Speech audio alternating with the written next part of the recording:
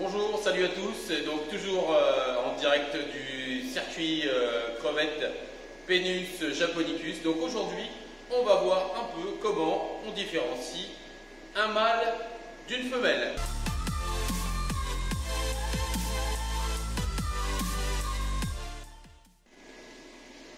Alors, comme tu peux voir ici, j'ai pris donc un mâle et une femelle.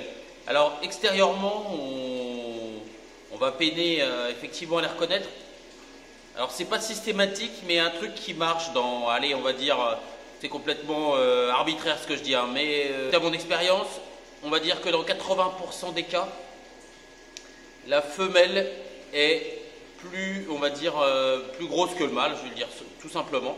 Donc là, en fait, si on s'approche bien, hop, et ben on va voir que celle-ci, là, voilà, est effectivement plus grosse que le mâle qui est là. Donc, a priori, la femelle, ce serait ça, et le mâle, ce serait celui-ci.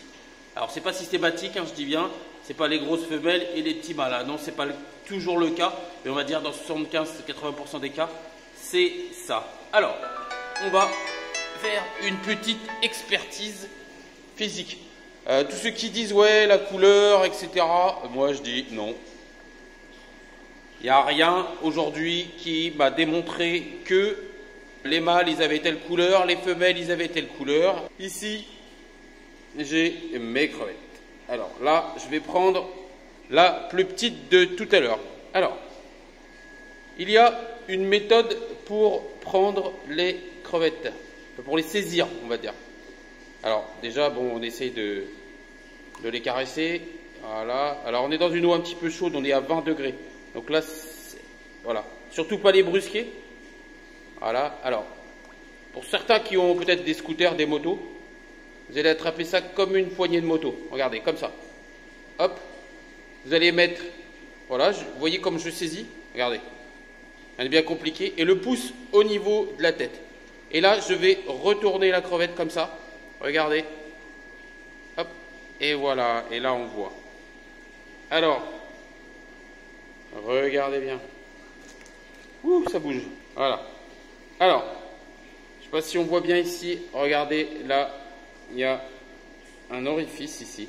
Et regardez, même le petit supplément, c'est qu'on a une crevette qui est fécondée. Donc, le mâle a déposé son spermatophore, hein, bon, sa capsule de sperme. Voilà, vous entendrez souvent parler de ce genre de mots dans les vidéos. C'est de l'aquaculture. Voilà, on parle de sperme, on parle d'ovules, on parle de testicules. Voilà. Et donc, regardez ici. On a un orifice ici et la femelle est fécondée. Voilà. Et là, je vais reposer.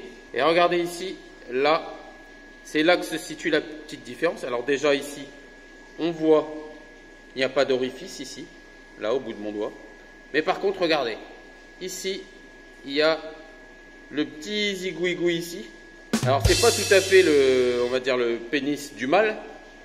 C'est pas exactement ça. En fait, le sperme est à l'intérieur ici.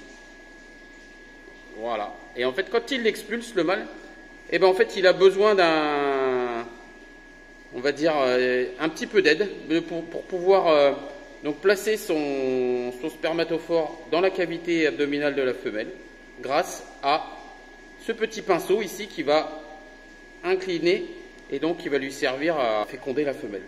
Donc ce petit organe, tu es énervé, c'est normal. Regarde, ce petit organe ici qu'on voit là, le petit pinceau là, voilà. Ça s'appelle le pétasma.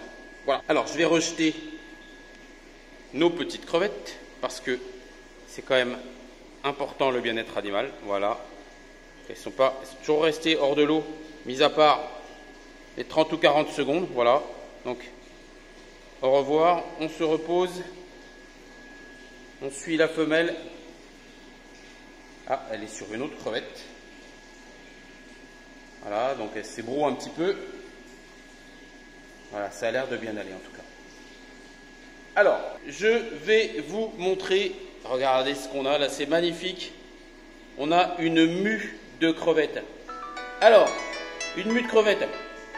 Bah, qu'est-ce que c'est? Vous connaissez tous peut-être des lézards, des couleuvres, mais aussi on a tous les crustacés, les crabes, les homards, etc.